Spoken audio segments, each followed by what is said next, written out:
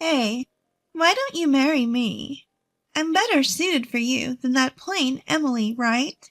As she said this, my sister draped her arm over my husband's shoulder and sidled up to him. Watching this, all of the restraint I had held on to until now crumbled. I felt the tightly wound thread within me snap. Stop messing around. You've always been like this. I shouted this and lunged at my sister. Just at that moment, she toppled over ungracefully, still in that awkward position. My sister opened her eyes wide. A moment of silence fell. This is the story of a certain ending that my atrocious sister and I reached. My name is Emily, 27 years old. After graduating from the literature department of a state university, I've been working as a librarian in a public library. During my lunch break, when I checked my smartphone, there was a message from my sister, Michelle, who is a year older than me. I'm going to use your blue sandals. They still look like new, but that's fine, right? I let out a sigh. My sister has always been like this, since we were kids. It seems that whenever I had something, she perceived it as better than hers. She quickly covets it, gets bored, and then dumps it back onto me. My sister, even from a family member's perspective, is beautiful. I remember when we were kids, she was adored by adults and often compared to a French doll. She went to a famous private university on recommendation, and apparently even won a beauty pageant there. Now she's leveraging her beauty and working as a receptionist at a well-known company. She's living a life straight out of a fairy tale. In contrast, I'm truly plain. I have a very typical American face, and people often tell me, Emily, you're like a traditional doll. Maybe it's because of my sister's constant bullying, but I'm often told that I'm very shy and introverted. Since childhood, while my sister was playing with dolls, I was the kind of kid who would sit alone and quietly read a book, but that's fine with me. I want to live a life surrounded by books. I've studied hard with that sole intention, and now I'm working as a librarian, a job that I've always dreamed of, processing checkouts with barcodes, finding books that facility users are searching for. While working at the library, I always remember something that's from my high school days. I attended the same high school as my sister, and I was exhausted from remarks and stares like, "Oh, is this what Michelle's sister is like?" My only joy was writing book reviews of my favorite books as part of the library committee activities. Most regular high school students who are busy with clubs and romance would not pay attention to such things, but I've kept writing, hoping that they would understand the charm of my favorite books, even though I knew that no one would read them. However, there was just one person who would enthusiastically read my reviews. This male student would borrow the books that I reviewed, one after another. I felt a sense of validation, which made me happy. He was a year ahead of me in school, and our relationship was nothing more than that of a student and a librarian. Due to my introverted personality, we had never spoken, except for the borrowing procedures. Despite this, I had always remembered his name on the library card. I wondered how he was doing now. Does he still like reading books? Occasionally, I thought about him, the person who made me continue to love books. Then one day, a marriage proposal came in for my older sister. At 28, my sister Michelle was of marriageable age, so it was only natural for such talks to come up. "What? A blind date? With this guy?" Michelle exaggeratedly threw the blind date photos and the man's profile on the table. The loud sound startled me as I was eating. "Well, what kind of person was he?" my mother asked. "He's just this chubby and nerdy-looking guy, and he's currently a temp. Why do I have to go on a blind date with such a guy?" "Well, if you don't like him, just reject him." Without thinking, I said that. "But he's related to some executive at our client's company. I can't just reject him. It's terrible." Michelle made a troubled face, then suddenly her expression brightened. Oh, I know. Emily, you should go on the blind date. I was shocked at her suggestion. Seeing my wide-eyed surprise, Michelle hurriedly explained. You're a respectable nerd yourself, right? You might hit it off with him. No matter how I look at it, he's not my type. But he might be perfect for you, since you're not exactly a looker. So could you please take my place this weekend? What are you talking about? I don't want to do it either. And it would be rude to the other party. And how should I explain me going in your place? It'll work out as long as you go on the date. But don't you dare tarnish my reputation. Michelle forcefully shoved the open blind date photo and profile in my direction. Looking at them, I let out a surprised sound. What? Do you have a problem? No, not at all. Thanks, Michelle. I'll accept this match. Huh? You actually like that chubby nerd? Well, I'll give him to you. I look forward to the birth of the nerdy couple. Ignoring Michelle's teasing voice, I continued to gaze at the blind date photo and the man's profile. Then, on the day of the blind date, I first apologized for Michelle's rudeness to the man on the other side, and then conveyed my wish to have a blind date with him instead. The man sitting across from me was indeed chubby, and had a nerdy aura about him, but he still looks like he used to. Yes, the man on this blind date was none other than the man who used to borrow books after reading my reviews.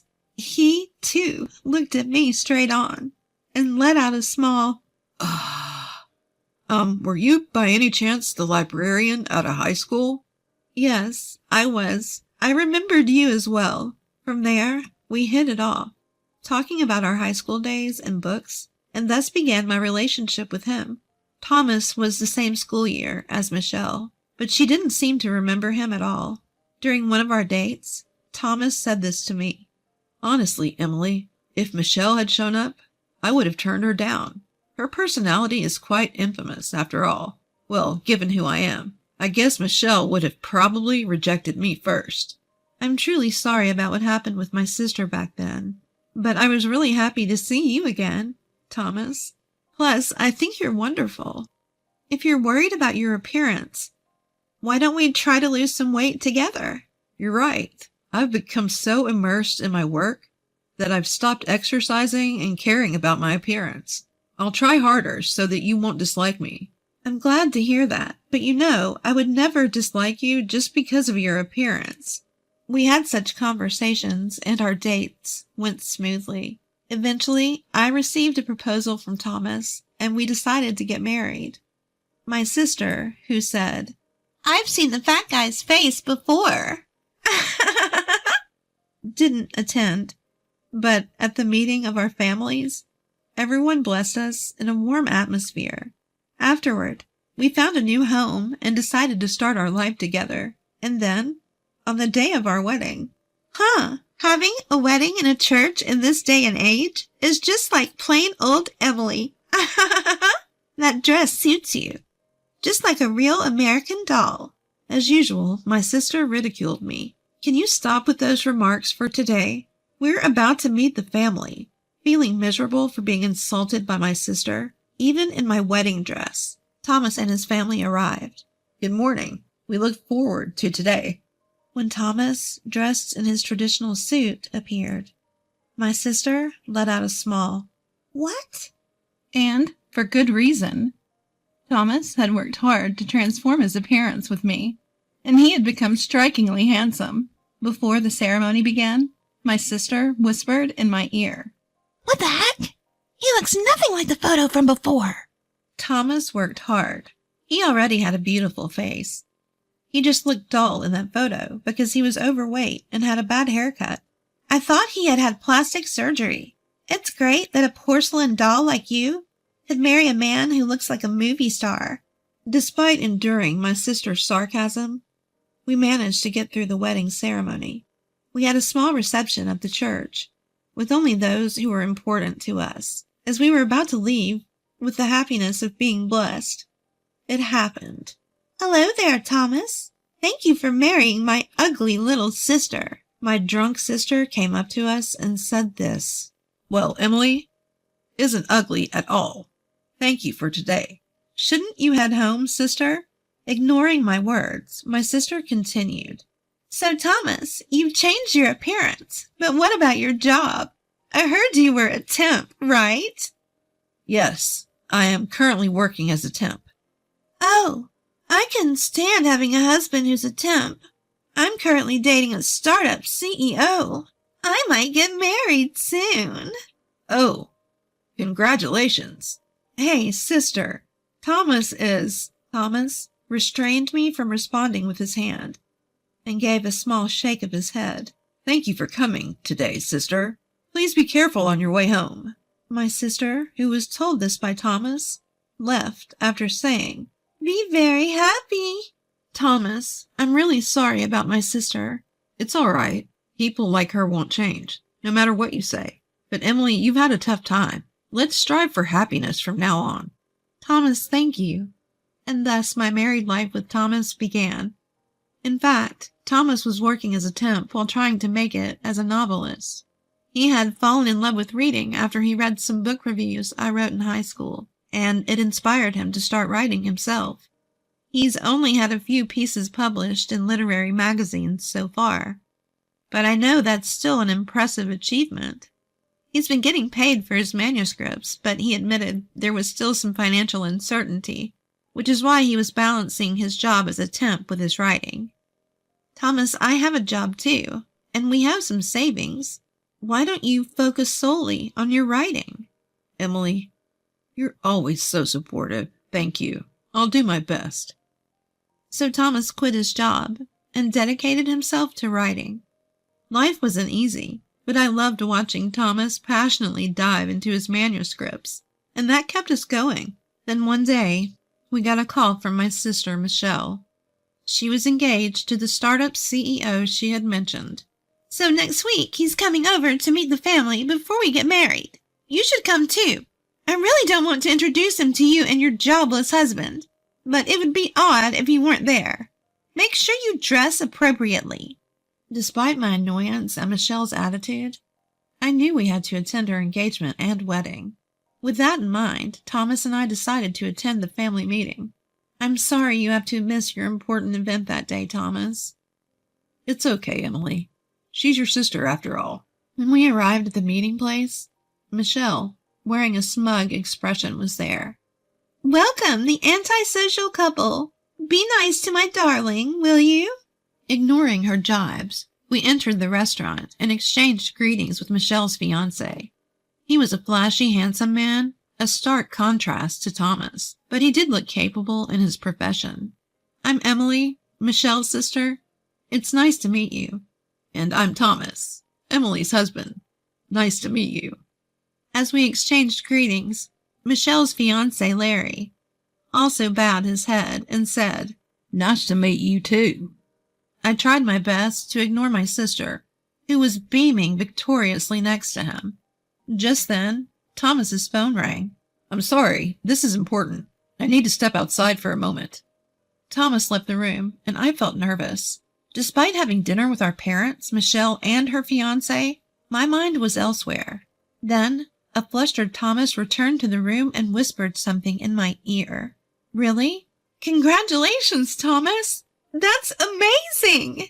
I couldn't help but raise my voice. "What's the matter? Not at a time like this!" My mother asked, a surprised look on her face. "Thomas's novel won a major literary award, and it's going to be made into a movie." "What? Is that true? Well done, Thomas." "Yes, that's great, Thomas. It was worth it. All that support Emily has given you."